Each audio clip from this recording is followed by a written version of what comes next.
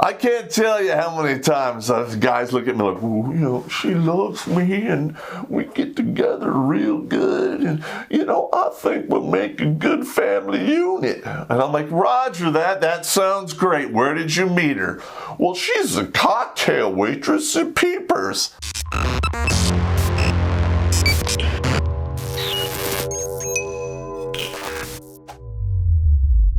Hello everybody, Terrence Popp here with another episode live from the Lair. And today you're going to get a man-to-man safety briefing on the female persuasion out there. Because a lot of you young bucks are getting absolutely waylaid out there in the world. And nobody is setting you straight. Now, you probably should have got this briefing from your fathers, but let's face it, a large majority of you out there don't have that luxury. So guess what? Uncle Popp is going to do it for you. Now, I know you're like, oh, Popp, what the fuck? Listen, do you ever feel like you're one dumbass away from fucking losing it? I am. In fact, you know, have you reached the point in your life where you just need a word that's more powerful than fuck? Because they need to make one because we are there. All right. Another thing that's going on, and a lot of you guys have been divorced or had to deal with baby mama issues, that the people who are running family court are psychopaths and sociopaths run the government, so it's never going to get any better. I'm just saying. In fact, I have a new word for the feminist West. I call it fucktardia. Winning. Now, the first thing on this list, and you know a majority of you are going to agree with me, crazy pussy. Listen, there's nothing better than having a nice piece of slat C show up and do cheetah flips all over your peg D, do whatever you want, it is great. And you think it is going to last forever. Newsflash, gentlemen, it's not. Okay, whatever the shit that was making it work in the beginning is going to wear off because this woman has probably rode the cock carousel and failed the dick stacking test and is incapable of pair bonding with you. So that shit's going to come to an end. All right? And once the pussy wears out, which is 3 months to 12 months usually for the super crazy ones, all you're left with is crazy. The dish throwing, the smashing of the TV, the destruction of your video games, spending your money and then bitching at you when you say, hey, we have a budget. It's going to make your life fucking miserable in the long run, all right? So if you're going to mess around with the crazy pussy, just fucking keep it around for practice. Don't write a check against it. Don't do any of that bullshit. Just remember, you're just there for the fun. Once it's over, move along. All right, now another thing I've noticed about crazy women is this. At some point, they will look you in the face and say they're crazy. All right? My advice to you is when they say that, you believe them because they're not kidding. All right? The minute you get self-admission of crazy, you flip the temporary switch, be prepared to open the canopy and eject yourself from the fucking aircraft because it's going to crash in hard. And you do not want to ride that into the scene of the crash because it's ugly. All right. Number 3. When you're dealing with a lot of these women out there, especially in the West, you have to realize that even if you marry them, even if you commit to them, even if you pay all their bills, take care of their extended family, medical care, dental care, whatever, It's just your turn. All right? At any moment, she could go, you know what? I'm not fucking happy. I think I'm gonna punch out. And she could have a forced cock run through her, and everyone will look at you like it's your fault. In fact, I made a whole episode about that. Links in the description. All right.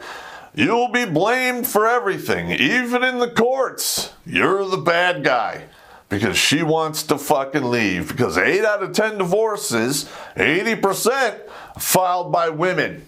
All right, with this going on, you have to make yourself, for self-preservation, to realize that it was just your turn.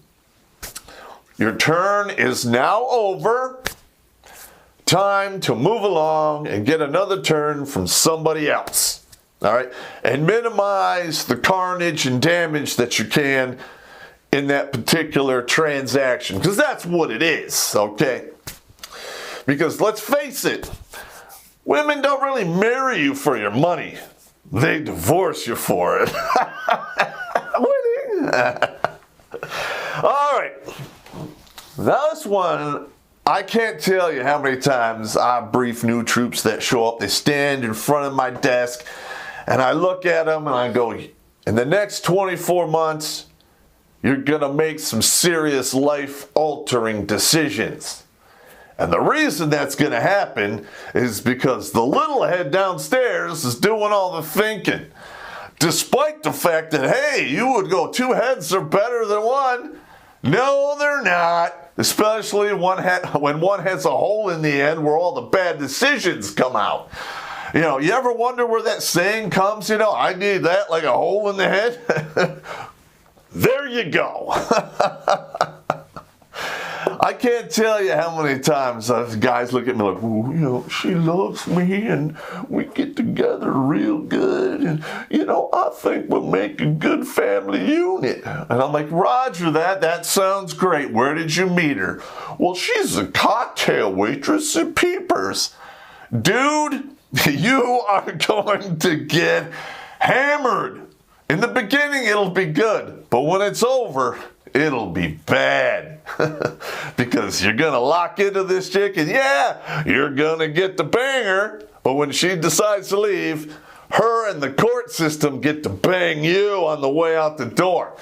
And sure as shit, you know, 18 to 24 months later, same guy standing in front of my desk, you know, crying the blues. I don't understand what happened. You know, I was gone all the time. And wham.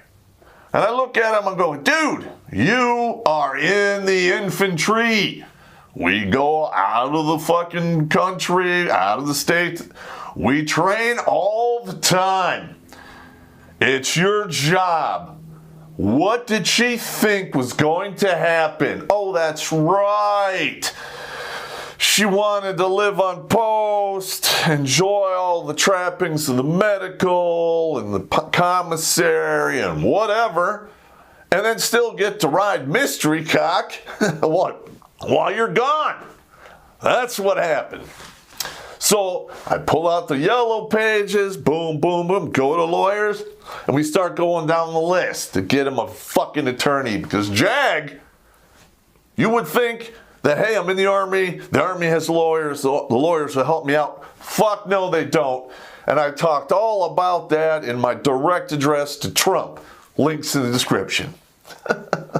I just laughed my balls off at this one. All right. Now, a lot of these women, you know, when you're dick thinking, you never ask the question, what do they bring to the table? All you really think is like, oh, those titties look nice. Oh, yeah, I can't wait to get that on my bed, couch, floor, you know, dining room table, barracks, car, whatever. What do they bring to the table? All right, gentlemen. If they're not going to cook, they're not going to clean, and they're a size 14, is it really worth the risk of half your shit being a, you know, indentured servant to the system for 18 to 21 years in most states? paying medical, dental, child support. If you're married to them for 10 years or more and you're in the military, they walk away with half your pension. What do they bring in the table? Do they have a job? Okay. Are they stable thinkers? Did they fail the dick stacking test? Were their parents still married? You have to ask these questions and let the big head make the decisions if it's going to be a permanent thing or temporary or something you just visit from time to time.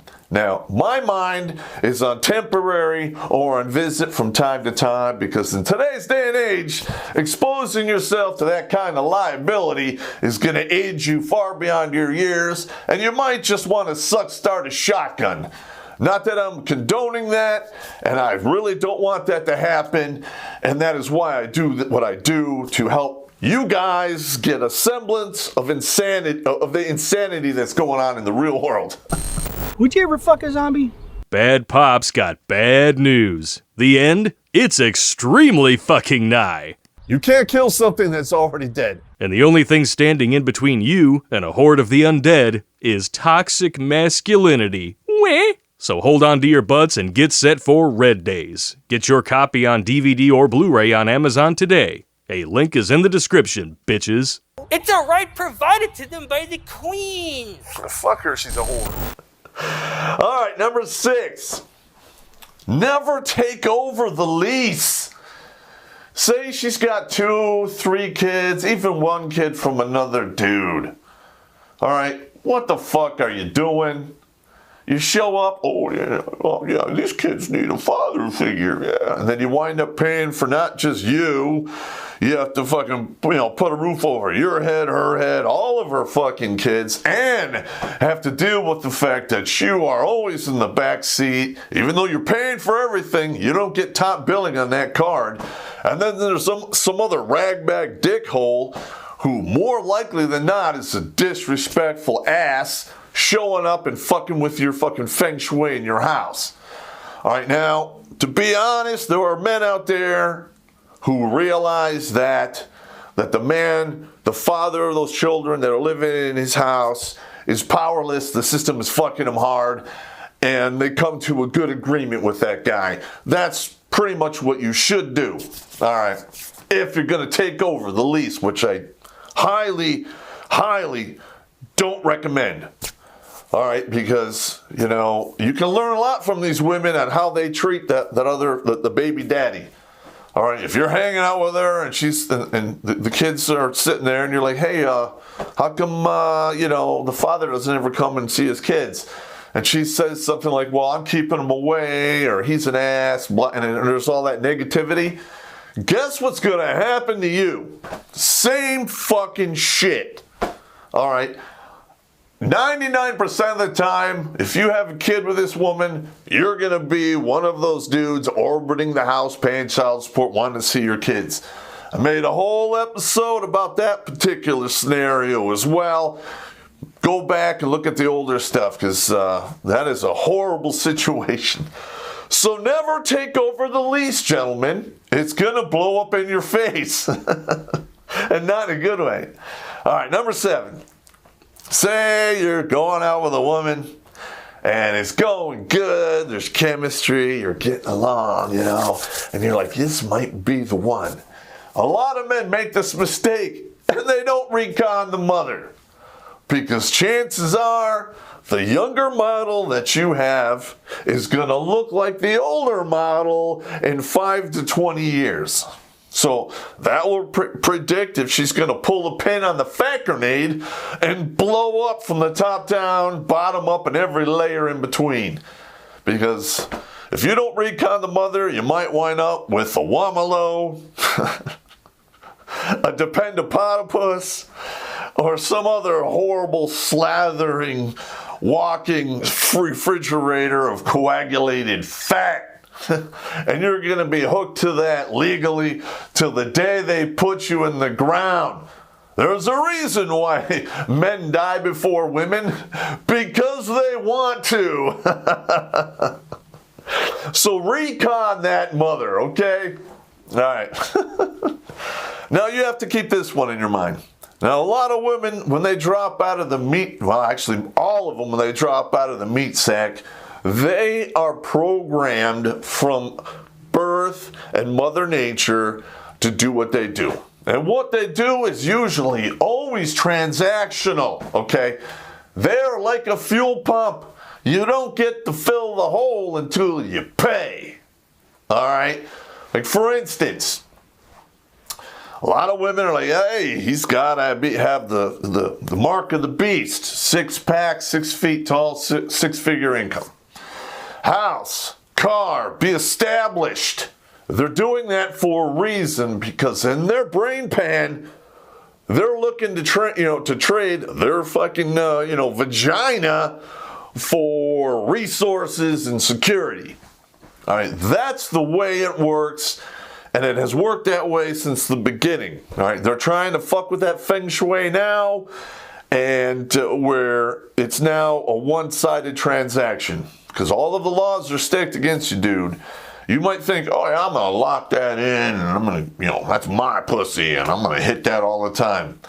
I can't tell you. Hundreds of times I heard guys like, well, when we were dating, the action in the bedroom was like the 4th of July, and now it's like the Antarctic, man. I don't get to even touch that shit.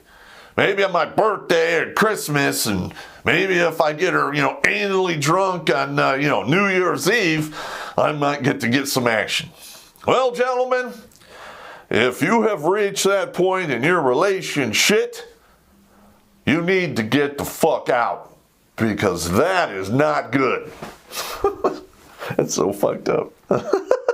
Can't help it. Oh, because, the reason I'm laughing is I'm not laughing at you dudes directly.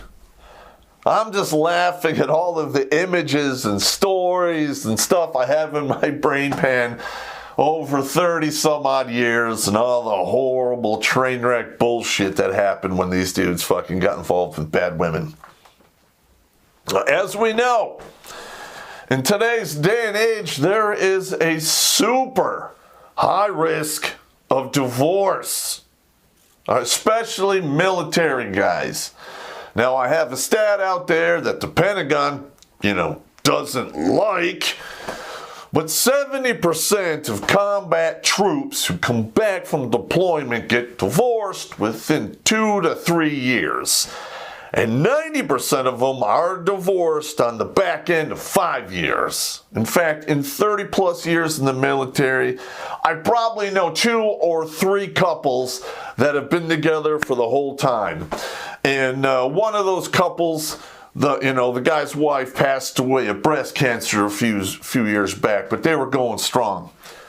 Other than that, I really don't have any more examples, okay? I mean, military and marriage don't mix. And in today's day and age, marriage and marriage doesn't mix. So my advice to you, gentlemen, is don't get married. String them along. I made a whole video called The String Along Effect. Links in the description, where you can have these women, you can get kids, you can string them along for a good 10 to 13 fucking years. Rotate them out for a younger model. Is that bad? Yeah, it is. But in today's day and age, you gentlemen gotta watch your fucking six and your peckers and your wallet. And you gotta grow eyes in the back of your head so you don't get a knife in the back. Boom. Truth. All right. Number 10. Women between the ages of 18 and 28. They are baby fertile machines. All right. There is no goalie in the net. All right. Both defensemen are in the penalty box serving majors. So that's a 5-on-3 game with nobody in the net. All you really got to do is hit the rim and you're probably going to score, and then slip one by the goalie and you are fucked for life. A lot of these women, you're banging them. They know they're fucking not on the pill. And they ask you, hey, did you come yet? And you're like, yeah, my dick just sneezed. Good luck with that, gentlemen. I hope you got a good job and the resources and the patience of a saint, because you're probably going to go down the fucking bad part of the rapids of life, and it's not going to calm down for a long time. All right, that's serious. 11. Everything that they do has a purpose. I mentioned this before in transactional. But these women, like, I can't tell you how many times I've been on dates and they just give you the third degree and they ask you targeted questions like, what do you do for a living?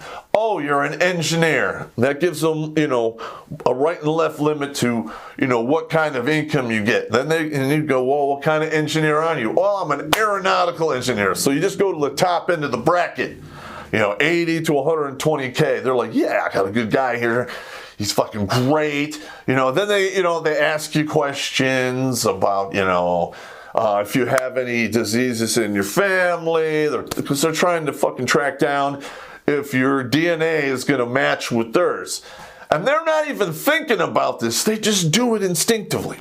Now, gentlemen, when you are on a date, all right, and you're getting those questions asked at you, you got to learn some Tai Chi so you can sidestep them and redirect, and don't let them get into your control panel to flip switches in your brain pan. My advice to you, because you know what you want, because you want to figure out what they bring to the table. So when you get the question, what do you do for a living? You're like, hey, I'm an engineer. Yeah. What is the serving temperature of a pork roast? All right, and then they ask you another fucking question, and you respond with, name me 3 spices that are in spaghetti. Now, I've done this before at least half a dozen times. And on one of those times, she looks at me, she goes, what do you think? I'm going to just cook for you all the time, and I don't need to answer that. And I'd be like, you fail. I would have accepted salt, pepper, and garlic, which is pretty fucking easy. You boil the noodles, you throw the shit in there, then you open a can of Prego and dump it on top. It takes about 6 minutes. Wow. That's hard. Obviously, that particular woman had nothing to bring to the table other than conflict and negativity. You don't want that in your life. Now I have a new word I'm gonna lay on you guys. If you are with a woman strictly because you just like the sex, you are in a situationship. Now, these women call it friend with benefits. Whatever you want to call it, it's a situationship.